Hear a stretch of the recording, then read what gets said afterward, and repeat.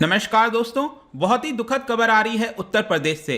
जो teachers association है UP के अंदर, उनके द्वारा क्लेम किया गया है कि जो रिसेंटली पंचायत पोल्स कंडक्ट किए गए थे अप्रैल के महीने में, उसकी वजह से अभी तक एटलीस्ट 700 टीचर्स की मृत्यु हो गई है बिकॉज ऑफ कोविड। और यहाँ पर अभी तो ये मिनिमम यहाँ पर बताया जा रहा है संख्या टीचर्स एसोसिएशन के द्वारा, ये संख्या और कहीं ज़्यादा हो सकता है। क्योंकि आपको समझना है जो 3 टियर सिस्टम है उसके अंदर जो स्टाफ होते हैं गवर्नमेंट के, उनको पार्टिसिपेट करना होता है, उनको हेल्प करनी होती है पूरे इलेक्शंस के अंदर, ये उनकी ड्यूटी भी है। लेकिन जो प्रेजेंट हालात हैं इस समय, बहुत सारे प्रश्न उठते हैं कि क्या यहाँ पर चीज़ों को लेकर आगे बढ़ना चाहिए। यहाँ पर जो हाई कोर्ट है, सुप्रीम कोर्ट है, इन सब का क्या रोल रहा। आप यहाँ पर हेडलाइन देख पाओगे, 700 teachers on UP poll duty lost lives due to covid, teachers body ने कहा है। तो इसको मैं सब कुछ आपको एनालिसिस करके बताऊंगा कि शुरुआत से लेकर अभी तक क्या रहा। चलिए आगे बढ़ते हैं। मैं हूं अंकित अग्रवाल और अपडेट के लिए आप मुझे फॉलो कर सकते हैं इंस्टाग्राम, फेसबुक और ट्विटर पर। मेरे लेक्चर की हर पीडीएफ आपको फेसबुक पर तो मिलेगी ही, प्लस साथ में आप मेरा टेलीग्राम चैनल ज्वाइन कर सकते हैं बाय सर्चिंग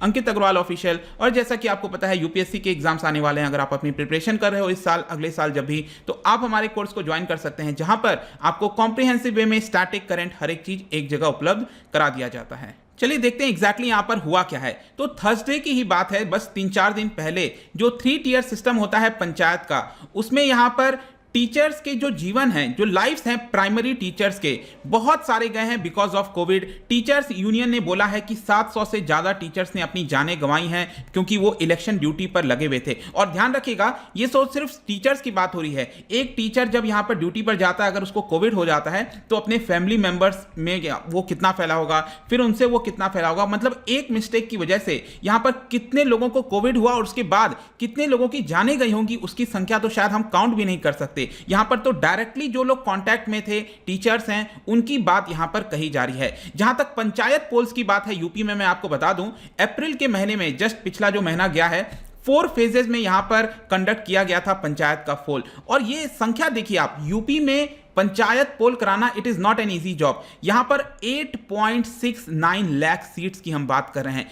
8-8.5 लाख सीट, मतलब कि जो आपने देखा होगा 4 लेवल्स होते हैं पंचायत के अंदर भी, ग्राम पंचायत, ग्राम प्रधान, ब्लॉक पंचायत, जिला पंचायत, ये सभी में यहां पर सीट्स को फिल करना था। तो 8 लाख से ज्यादा सीट्स यहां पर थे, जिसमें करीब 11.5 करोड़ वोटर्स भी थे। तो ये एक बहुत ही मैसिव एक्सरसाइज होता है और इसकी जो जिम्मेदारी है, जो पब्लिक सेक्टर के स्टाफ्स होते हैं उनके ऊपर आ जाती है। जैसे स्कूल के टीचर्स हो गए, बैंक्स के एम्प्लॉयज हो गए, सिविक बॉडीज, स्टेट बॉडीज, इन सब के ऊपर बहुत बड़ी जिम्मेदारी होती है। और जो पोलिंग ड्यूटी होती है वो उनका पार्ट ही होता है। लेकिन इस बार कई सारे लोग नर्वस थे। जो टीचर्स थे वो यहां पर बार बार कह रहे थे कि जिस प्रकार से कोविड-19 का सर्ज बढ़ते जा रहा है, यहां पर चीजों को डिले करना चाहिए। लेकिन किसी भी प्रकार का जो ठोस कदम है वो शायद उठाया नहीं गया। और फर्स्ट वीक से ही आप समझ के देखो, ये जो सर्ज है वो धीरे धीरे ऑलरेडी स्टार्ट हो चुका था। फर्स्ट वीक ऑफ अप्रैल से ही चीजें आ गई थी और जो पहला फेज है वो आपका 15 अप्रैल को हुआ था। तो कहीं ना कहीं चीजों को रोक देना चाहिए, वो हम शायद नाकाम रहे हैं इसके अंदर। ऑलरेडी यहां पर जो फोटोज हैं, क्योंकि जो पोल एक्चुअल जिस दिन से होता है उसके पहले यहां पर जो भी नॉमिनेशंस होते हैं उसको फाइल करना होता है। तो आप खुद सोच के देखो, 8.5 लाख सीट से ज्यादा नॉमिनेशन फाइल करने हैं तो कितने लोगों की संख्या जुड़ती होगी। इस तरह के फोटोग्राफ लगातार सामने आ रहे थे, लोग अपना नॉमिनेशन फाइल कर रहे थे। तो और यहां पर आपको क्या लगता है कि क्या अगर 1% को कोविड है इस पूरे भीड़ के अंदर, क्या वो सबके ऊपर फैलेगा कि नहीं फैलेगा?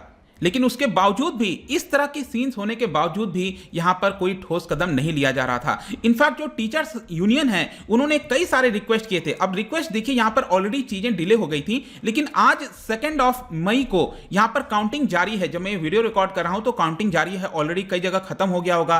फर्स्ट फेज 15 अप्रैल को हुआ था, उसके कुछ दिनों के अंदर ही यहां पर जो टीचर्स हैं वो बीमार पड़ना स्टार्ट हो गए थे, कई लोग पॉजिटिव पाए गए थे। उसके बावजूद भी यहां पर चीजें नहीं रखी गई। फिर विद इन 14 डेज के अंदर आप देखोगे 29 अप्रैल को, 3-4 दिन पहले ही, यहां पर जो उत्तर प्रदेश प्राथमिक शिक्षक संघ है, जो टीचर्स यूनियन है, बताता है कि अब 5 लाख टीचर्स उसको रिप्रेजेंट करते हैं।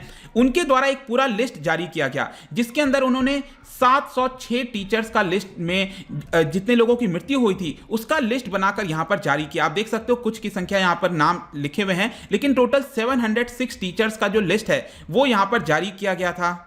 और इस टीचर्स एसोसिएशन ने यहां पर एक लेटर लिखा इलेक्शन कमीशन को, स्टेट गवर्नमेंट को, उन सबसे आग्रह किया कि जो 2 मई आज के डेट में जो बैलेट काउंटिंग हो रही है, प्लीज आप इसको कुछ हफ्ते के लिए पोस्टपोन कर दीजिए, क्योंकि जितने हमारे टीचर्स लगे हुए थे ग्राउंड पे उसमें से मैक्सिमम बहुत सारे लोग बीमार हैं, कई लोगों को कोविड हो गया है। तो इस हालत में शायद हमें ये जो बैलेट की काउंटिंग है अभी के लिए रोक देनी चाहिए, अदरवाइज चीजें वापस से खराब होना स्टार्ट हो जाएंगी। ऐसा नहीं है कि सिर्फ एक ही टीचर्स यूनियन ने बोला, एक दिन पहले की बात है, यहां पर एक और टीचर यूनियन ने जिसका नाम है उत्तर प्रदेश शिक्षक महासंघ, उन्होंने भी सिमिलर रिक्वेस्ट बोली थी, लेकिन यहां पर ना तो इलेक्शन कमीशन ने किसे ना तो स्टेट गवर्नमेंट से कोई भी यहां पर उनको जवाब दिया गया। जहां तक ऑपोजिशन पार्टीज हैं, ऑपोजिशन पार्टीज के आप देख सकते हो जो प्रियंका गांधी उन्होंने ट्वीट किया था और यही उन्होंने इल्जाम लगाया गवर्नमेंट के ऊपर, इलेक्शन कमीशन के ऊपर कि एक तरह का क्राइम अगेंस्ट ह्यूमैनिटी है।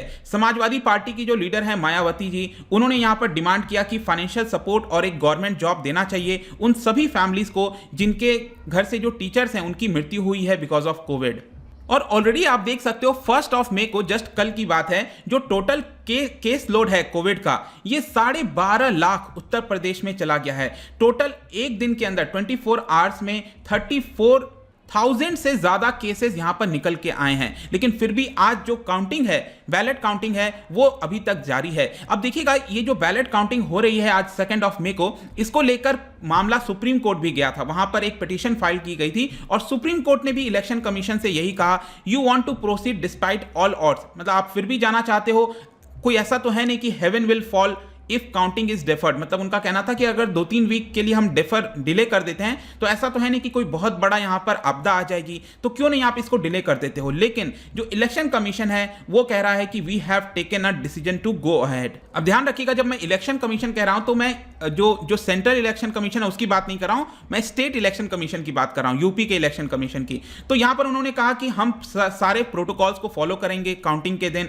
ऑक्सीमीटर टेस्ट होगा, क्राउड प्रिवेंशन होगा, सोशल डिस्टेंसिंग होगी, सैनिटाइजेशन होगा, और यहां पर जो भी पर्सन जीतेगा उसके विक्ट्री रैलीज नहीं निकालने दी जाएगी। लेकिन आप खुद सोच के देखो, कोई पर्सन जीतेगा, विक्ट्री रैलीज क्या नहीं निकलेगी, कितने सारे कैंडिडेट्स यहां पर पार्टिसिपेट कर रहे हैं। उत्तर प्रदेश इतनी बड़ी जनसंख्या का स्टेट है, आप किसको किसको कहां पर रोकोगे। तो यहां पर इस चीजों को सोचना चाहिए आज के समय जो स्थिति है। लेकिन फिर भी यहां पर जो सुप्रीम कोर्ट है उसने भी हाथ जोड़ दिया इलेक्शन कमीशन के सामने और कहा कि चलो ठीक है, हम आपके फेवर में रूलिंग कर देते हैं और अलाउ कर दिया जो आज काउंटिंग जारी है। लेकिन यहां पर एक और क्वेश्चन आता है कि जो भी अभी घटना हुई है जिसमें टीचर्स एसोसिएशन ने क्लेम किया है कि 700 से ज्यादा लोगों की मृत्यु हुई है, तो क्या इलेक्शन के दौरान क्या किसी प्रकार का गाइडलाइंस नहीं जारी किया गया था, क्या चीजों को प्रोटोकॉल फॉलो नहीं किया जा रहा था। ओरिजिनली मैं आपको बताऊं तो ये जो पंचायत के पोल्स हैं यूपी के अंदर वो जनवरी के महीने में कंडक्ट किए जाने थे, लेकिन क्योंकि चीजें डिले हो रही थी, इलाहाबाद हाईकोर्ट का बयान आ गया, उन्होंने कह दिया कि 30 अप्रैल आते आते